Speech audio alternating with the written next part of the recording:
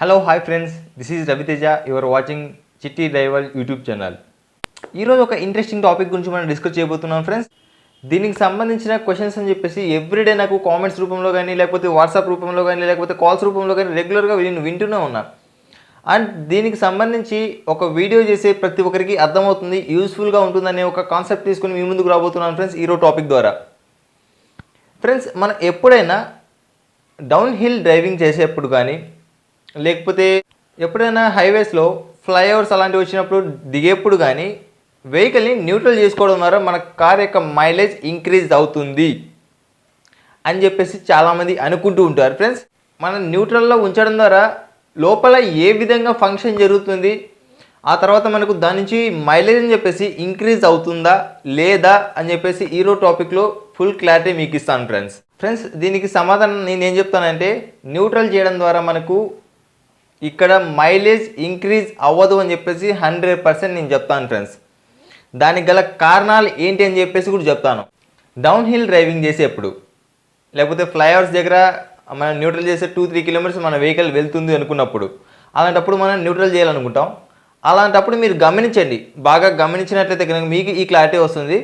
మీరు టాప్ గేర్లో వెళ్తున్నట్లయితే మీకు ఆపోజిట్ డైరెక్షన్లో మీకు ఒక ఎనర్జీ అని చెప్పేసి జనరేట్ అవుతున్నట్లు మీకు ఒక ఫీలింగ్ వస్తుంది.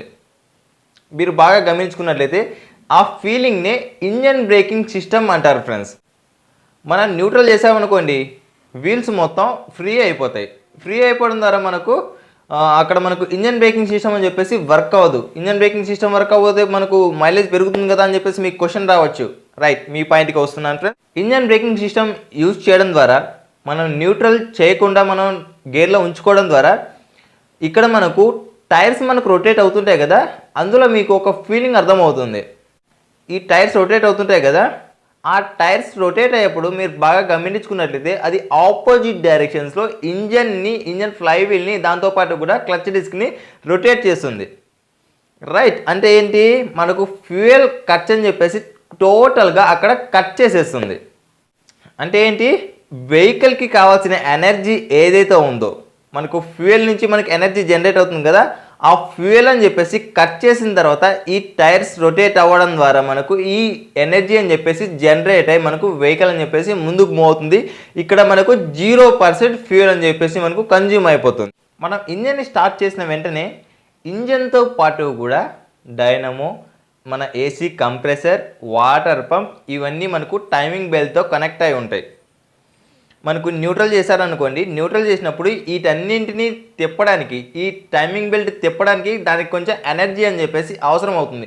అప్పుడు ఆ ఎనర్జీని ఎక్కడి నుంచి తీసుకుంటుంది, మన ఫ్యూయల్ నుంచి ఆ ఎనర్జీని అని చెప్పేసి కన్జ్యూమ్ చేసుకుంటుంది. Friends, clear?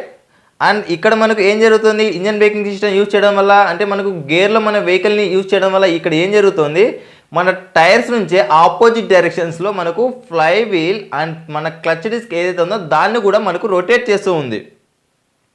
అంటే మనకు ఈ టైర్స్ నుంచినే ఎనర్జీ జనరేట్ అవుతుంది. అలాంటప్పుడు మనకు ఫ్యూయల్ లైన్స్ అని చెప్పేసి ఫ్యూయల్ని కట్ చేసేస్తాయి. ఫ్యూయల్ మనకు అప్పుడు అవసరమే ఉండదు, మనం ఫ్యూయల్ని యూజ్ చేసుకోవాల్సిన అవసరమే ఉండదు. ఆ ఎనర్జీ ఏదైతే ఉందో మనకు టైర్స్ నుంచినే అందుతుంది. అంటే మీకు ఇప్పుడు న్యూట్రల్ చేయడం ద్వారా మీకు మైలేజ్ ఎక్కువ వచ్చిందా, లేకపోతే గేర్లో వెహికల్ ఉంచుకోవడం ద్వారా మైలేజ్ ఎక్కువ వచ్చిందా? Okay, clear? దీంతోపాటు కూడా మనం న్యూట్రల్ చేయడం వల్ల డిస్అడ్వాంటేజెస్ ఏంటి, దాని యొక్క నెగిటివ్స్ ఏంటి అని చెప్పేసి డిస్కస్ చేసుకున్నట్లయితే కనుక, ఇక్కడ మీరు న్యూట్రల్ చేస్తారు కదా, మీరు టాప్ గేర్లో ఒక 100 కిలోమీటర్స్ లేకపోతే 120-140 కిలోమీటర్ స్పీడ్లో ఉన్నప్పుడు న్యూట్రల్ చేస్తారు.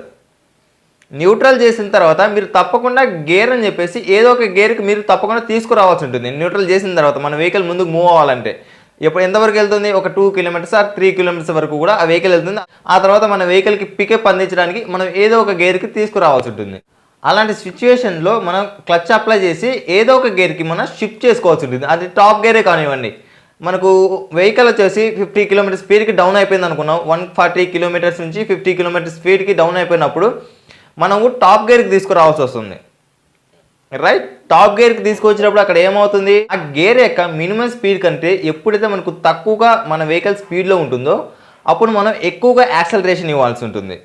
రైట్, ఈ యాక్సలరేషన్ ఇవ్వడం అంటే ఏంటి, మీరు ఇక్కడ 2-3 కిలోమీటర్స్ సేవ్ చేసిన ఫ్యూయల్ అని చెప్పేసి హై ఆర్పిఎంలో మీరు టార్క్ను ప్రొడ్యూస్ చేయడం ద్వారా ఇక్కడ మనకు కన్జ్యూమ్ అయిపోతూ ఉంది. అండ్ దీనికంటే ఒక పెద్ద డిస్అడ్వాంటేజెస్ ఏమంటే మీరు క్లచ్ అప్లై చేసి గేర్ షిఫ్ట్ చేసుకున్న తర్వాత ఫ్లై వీల్ స్పీడ్కి మన క్లచ్ డిస్క్ అని చెప్పేసి రావాల్సి ఉంటుంది. మీరు బాగా గమనించండి, న్యూట్రల్ చేసి గమనించిన తర్వాత మీకు అర్థమవుతుంది. అలాంటి సిచ్యువేషన్లో మీ వెహికల్ యొక్క స్పీడ్ ఎక్కువగా ఉందనుకోండి, మీ వెహికల్ స్పీడ్ 60 కిలోమీటర్ స్పీడ్ ఉందనుకోండి, ఈ క్లచ్ డిస్క్ యొక్క స్పీడ్ని కూడా అదే స్పీడ్లోకి తీసుకురావాల్సి ఉంటుంది. అంటే అలాగ మనం టాప్ గేర్కి తీసుకొని వచ్చేసాం అనుకోండి, 60 కిలోమీటర్ స్పీడ్లో ఉన్నప్పుడు మన వెహికల్ మూవ్ అవుతుందని చెప్పేసి చెప్పను, అక్కడ మనకు వైబ్రేషన్ కూడా రాకపోవచ్చు. అప్పుడు మనకు ఒక స్మాల్ జర్క్ లాంటి ఫీలింగ్ అర్థమవుతుంది ఫ్రెండ్స్. ఆ జర్క్ ఏంటంటే మనకు అక్కడ ఫ్రిక్షన్ జరుగుతుంది. ఫ్లై వీల్, క్లచ్ డిస్క్ ఇప్పుడు మనకు డివైడ్ అయిపోతాయి న్యూట్రల్ చేసినప్పుడు మన తర్వాత గేర్ అని చెప్పేసి షిఫ్ట్ చేస్తాం, ఏదో ఒక టాప్ గేర్కి తీసుకుంటాం. టాప్ గేర్కి తీసుకొని వచ్చినప్పుడు ఈ ఫ్లై వీల్ స్పీడ్ అని చెప్పేసి ఎక్కువగా తిరుగుతూ ఉంటుంది.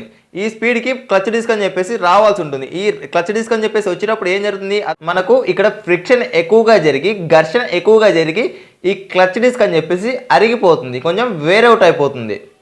అంటే దీన్ని బట్టి మీరు అర్థం చేసుకోవచ్చు ఫ్రెండ్స్, కేవలం మీరు సేవ్ చేసిందంతా 2-3 రూపీస్ సేవ్ చేసినప్పుడు మీకు ఇక్కడ ఎంత లాస్ అవుతుంది. క్లచ్ డిస్క్ కేవలం ఒక ఇక్కడ మనకు వేరౌట్ అయిపోయినాయి కూడా, దానికి సంబంధించి 100 to 150 రూపీస్ వరకు మనం ఇక్కడ మెయింటెనెన్స్ ఛార్జెస్ అని చెప్పేసి పెట్టుకోవాల్సి ఉంటుంది. అంటే ఫ్యూయల్ నుంచి వచ్చిన సేవింగ్స్ ఏవైతే ఉంటాయో కేవలం 3 రూపీస్ అని చెప్పేసి దానికి 100 రెట్లు ఎక్కువగా మనం పే చేస్తున్నాం మెయింటెనెన్స్ రూపంలో. ఓకే, మీకు అర్థమైంది అనుకుంటున్నాను ఫ్రెండ్స్. మన వెహికల్ రన్నింగ్లో ఉన్నప్పుడు న్యూట్రల్ చేయడం ద్వారా మనకు ఫ్యూయల్ సేవ్ అవుతుందా లేకపోతే సేవ్ అవ్వదా, దాని నుంచి ఉన్న డిస్అడ్వాంటేజెస్ ఏంటి అని చెప్పేసి ఈ వీడియోలో మీకు అర్థమైంది అనుకుంటున్నాను ఫ్రెండ్స్.